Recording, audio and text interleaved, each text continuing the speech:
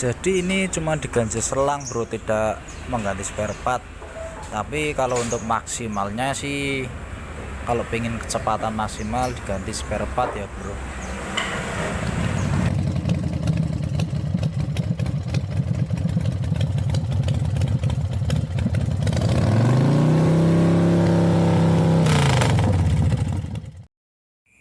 Oke, ini ada motor masuk servis dengan apa ya, tanpa keluhan bro.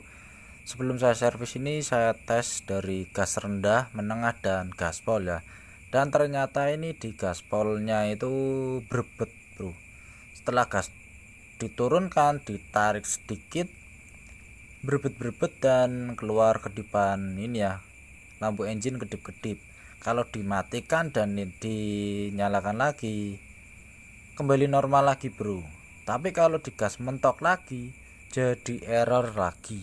Nah, errornya seperti ini bro, berebet disertai dengan lampu engine yang menyala. Dan setelah dicek histori kedipannya, ini menyimpan kode kerusakan di sensor TPS. Kode sensor TPS kedipnya 8 kali ya bro, lampu engine-nya. Karena pemilik motor ini ibu-ibu dan sudah agak tua, jadi ini tak akali ya bro, ndak saya ganti. Karena ibu-ibunya pun tidak merasa berbet karena jarang dinaiki sampai mentok atau gaspol ya, cuman gas menengah, awalan sampai menengah lah, enggak kencang-kencang. Untuk kerusakan sensor ini konsumen sudah saya kasih penjelasan. Setelah berbincang-bincang akhirnya memutuskan untuk diakali dulu. Oke, seperti ini penjelasannya. Ketika gas ditarik atau digaspol, ini akan menggerakkan bagian sini ya bro, karena ini terhubung dengan kabel gas. Untuk bagian ini terhubung dengan satu as ya, satu poros. Nah sampai sini bro, satu poros, jadi dari ujung satu sampai ujung yang kedua. Nah ini terlihat seperti ini bro, ketika digerakkan atau gas ditarik, ini akan terhubung ke sensor TPS ya, ujung satunya ini. Jadi ini masuk ke lubang sensornya. Cara kerjanya seperti ini bro. Nah, ketika gas ditarik, ini akan menggerakkan bagian dalam sensornya. Oke, lanjut cara mengatasi atau mengakalinya tanpa mengganti spare part ya bro. Caranya seperti ini bro.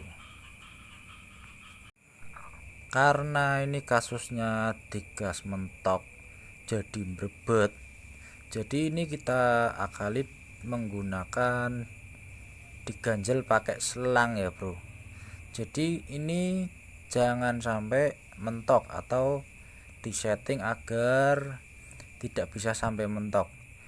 Jadi ini kalau gas mentok, ditarik mentok seperti ini bro, ini garis lurus, seperti garis lurus. Dan kita coba ganjel di bagian sini bro, selangnya dimasukkan, dan kita lihat sebelum selang dimasukkan seperti ini bro. Ini kan mentok sampai di sini ya, ada penahannya. Nah ini selang kita masukkan, ini sudah masuk, coba dipentokkan. Nah kita lihat di ujung yang masuk ke sensor TPS, jadi ini tidak lurus ya. Tadi awalnya sebelum diganjel lurus, lah ini agak miring.